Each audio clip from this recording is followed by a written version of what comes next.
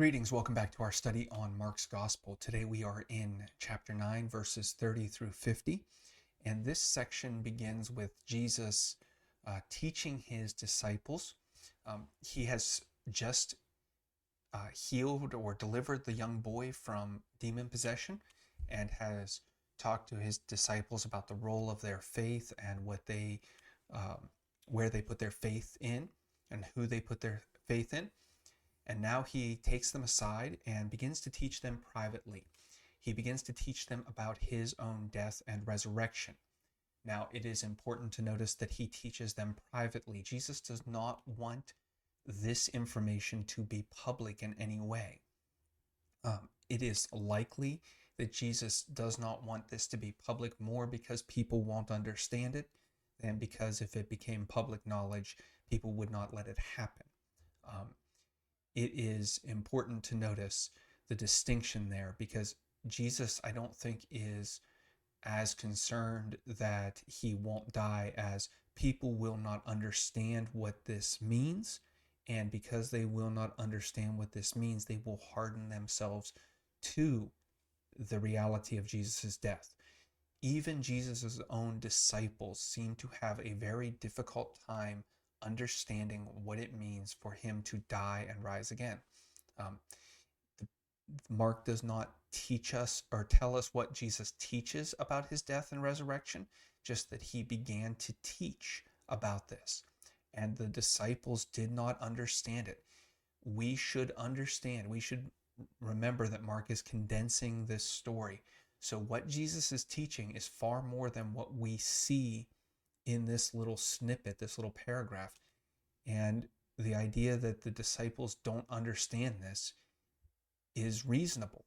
Much of what Jesus does is teaches people through wisdom literature. The idea that you have to meditate on Jesus's teachings and come back to them again and again in order to grasp their full meaning.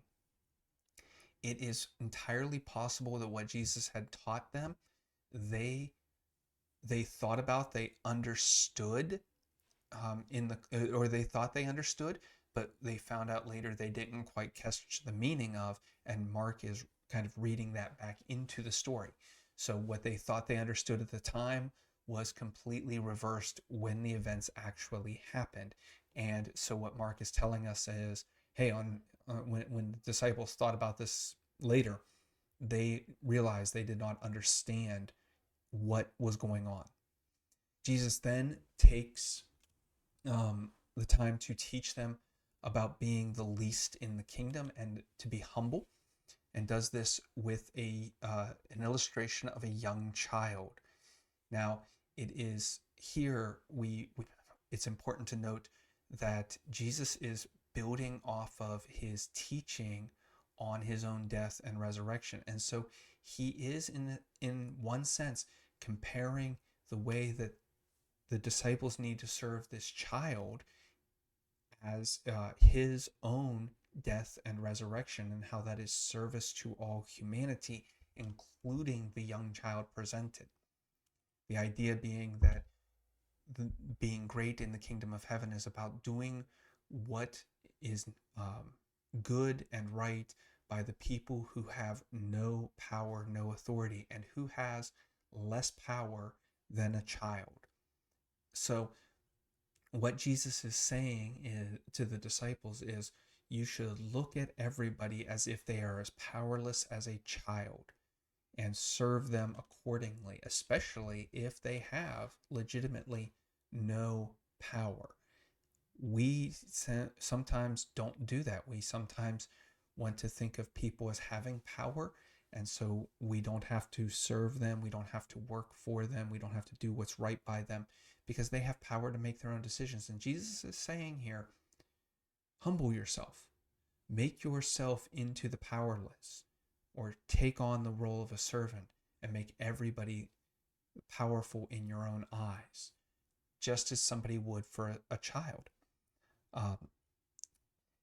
From there, Jesus and his disciples move on, and John looks at him and says, hey, we saw somebody casting out demons by your name or in your name. Now, this is This means that they are using Jesus's authority to cast out demons. Somebody is obviously making a profession of going around and using Jesus's power to cast out demons, and making some sort of living on this. And John and some of the other disciples really told this guy off because he was not actively following Jesus. Now, this is interesting because it leads to a real source of tension for us, because Jesus will say to John and to the other disciples, don't forbid him, don't stop him. If he casts out demons in my name, he cannot deny my power. If this man is doing this and legitimately casting out demons because of Jesus's name, he recognizes that Jesus has power. Jesus has authority. And so even if he doesn't understand exactly what's going on, he's still getting some part of the message. So don't stop him. This is difficult because we also recognize that there are people today who do things and do good things to some extent in Jesus's name just to make money. And there is a tension on, there are times to call that out and there are times not to. Jesus even kind of talks about this, that there are times and places to call people out for what they're doing, and there are times and places not to. I think the deciding factor comes in Jesus's next words in verse 42, and he talks about those who cause one of these little ones who believe in me to desert. It's better for them to have a millstone hung around their neck and them thrown into the sea. Now, this is a very strict and very brutal punishment, and Jesus is directing it specifically at his disciples. He's not directing this, as so many like to use it, at the outsiders. He's not talking about people who are on the outside at this point. He is not talking about the Pharisees. He's not talking about the religious people of his day. He's not talking about the irreligious and the sinners. He is talking to his disciples specifically about a man throwing out demons in Jesus' name. This is a continuation. So the little one is not here a child. The one who is little is somebody who is little in either faith or understanding. Either they don't have a great deal of understanding of what it means to follow Jesus, they don't have an understanding of what Jesus is all about, or they don't have a lot of faith. One of those is, or all of them, is behind the term little ones. It is not referring here to little children. It is specifically about people who lack some sort of knowledge about Jesus. And the person who is causing that one to desert in this passage is John, not somebody on the outside looking in. It is not somebody who is outside of the church causing people to desert. Jesus is looking specifically at his disciples and saying to them, hey, if your standards, if your ways of approaching faith, if your standards for entrance into the church, or what your expectations for believers are causing people to leave the faith, desert Jesus' name, then it's better for you to have a millstone put around your neck and be thrown into the sea. This is Jesus calling out his disciples, saying, watch yourself that you don't become like the Pharisees, where you are putting such restrictions and regulations on people that they can't hold up to them, and are thus leaving the faith, leaving the movement that Jesus is creating. In other words, nurture these people as if they were little children. Again, Jesus has gone from saying to them, be humble and serve the little children, to John pointing out where somebody of little faith has been rebuked in Jesus' name, to this passage about taking care of the little ones. Jesus starts with a child, a physical child, then morphs that into his description of somebody of lesser or little faith, somebody who's new to belief, and saying, hey, be delicate with these people, be humble with these people, be nurturing with these people the same way you would an actual child. So we have gone from Jesus using the little child as a literal illustration to Jesus comparing that child to an adult who still is learning. That is what that's what Jesus is here talking about.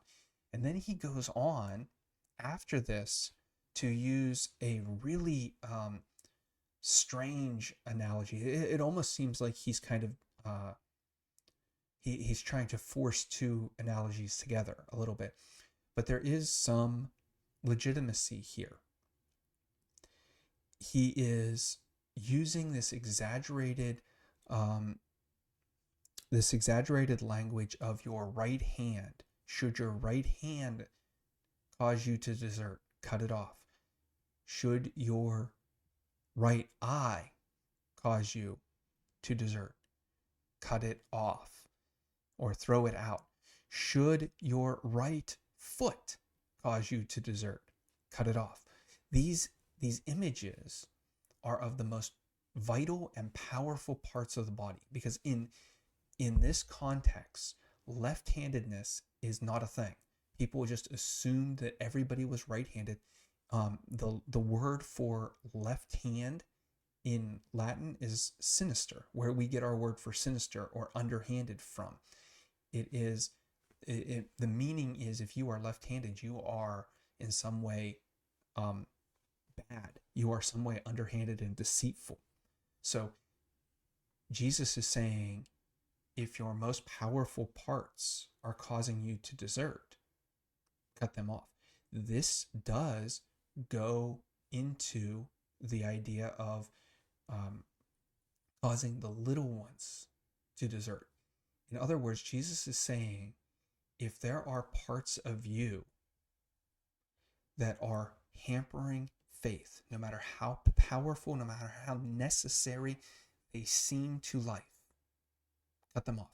The same way, if you are hampering the faith of someone else, you are not powerful. You are actually something that should be cut off and thrown into the sea. The idea is, whatever we are doing, we need to be helping to grow a person's faith instead of harm it.